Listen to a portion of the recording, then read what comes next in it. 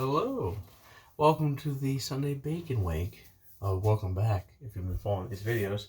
Right now, we are baking one of our third sourdough loaves. Currently, we have the all cheddar sourdough loaf for Colin and Molly on the back burner. So that's coming up. I'm going to form that in a second here. And we have two ready to go.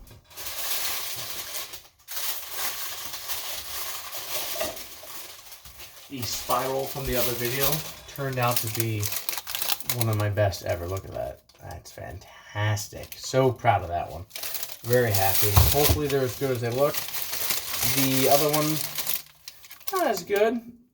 Didn't really form too well, and it's always kind of hard for me to get the contrast with the flour from the score marks, especially for all-purpose versus the whole wheat, but it smells good, so no guarantees, as Ron from the Barely Brewing channel always say, but hopefully it's good.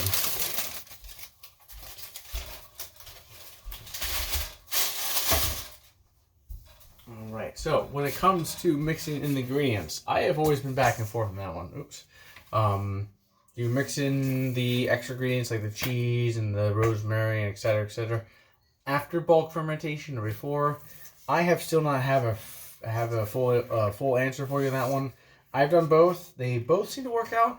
I'm going to go ahead and say, unless someone tells me otherwise, before or during the bulk fermentation is the better answer, because quite frankly, I have found when it comes to before bulk fermentation, the ingredients mix just slightly better / a lot better versus after bulk fermentation, when it's very hard to get that in there without really kind of killing the air bubbles and killing that fluffiness, which forms a much denser loaf. Side note, when you do put in extra ingredients such as cheese, jalapenos, etc., it does make that bread puff up a lot more. When I've made the no-knead bread, check out my other videos on that one, and I've done no-knead plain versus no-knead this. When I put in the ingredients, jalapeno, blah, blah, blah, cheese, I do find that it puffs up significantly more, even with the same amount of ingredients when it comes to flour, water, and whatnot. So, got our parchment paper ready to go. Let's bring this camera over here and see what we can form on this bad boy. Woo!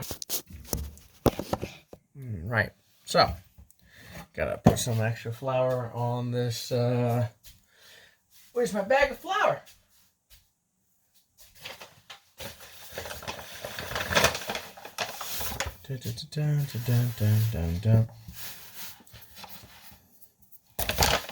We've been doing loaf after loaf pretty much back to back, so don't worry.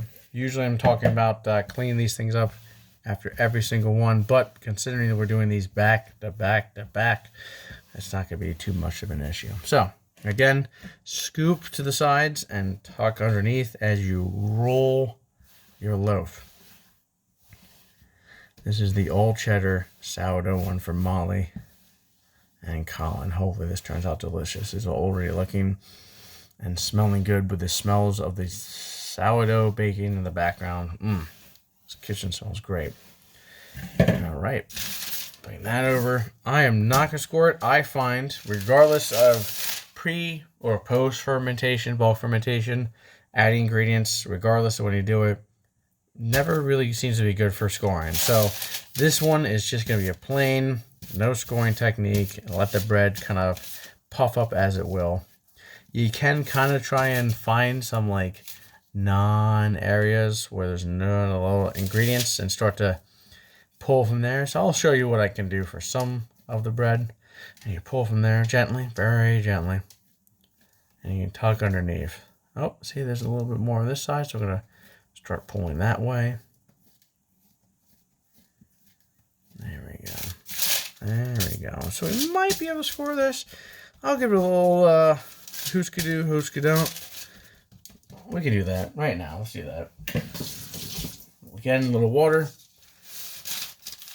Give it a little spread of the love here. Sides as well.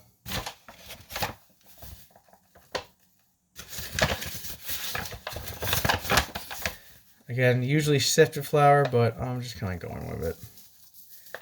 I'm not really too worried. Spread that love around. Okay.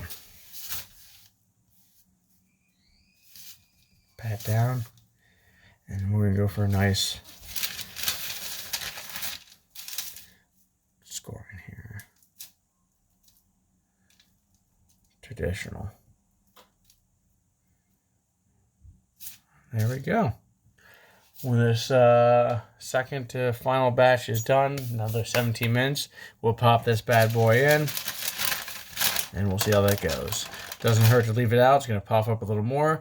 May ruin the scoring, which is why I probably should recommend leaving the scoring to the last minute. But for the most part, this is going to look great. It's going to taste good, hopefully. And I may probably sprinkle a little bit of cheddar during the second part. You know, you put it in for about 20 minutes with a lid on, take it off for about 30, 40 minutes with a lid off. And then I'm probably going to sprinkle some cheddar around that to kind of... But we'll see how that goes.